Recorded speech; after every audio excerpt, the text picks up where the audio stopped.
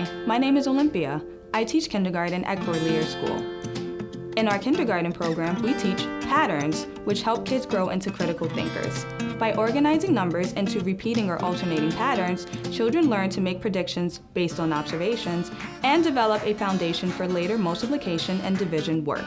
Here are a few simple pattern activities that you can try with your child. 1.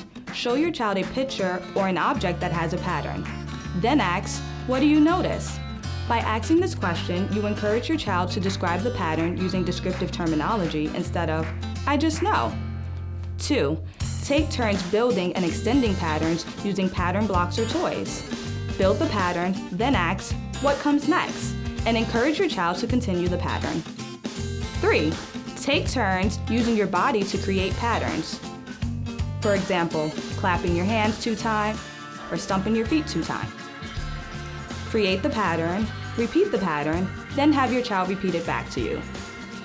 All these simple activities will prepare your child to confidently tackle more complex math activities in the future.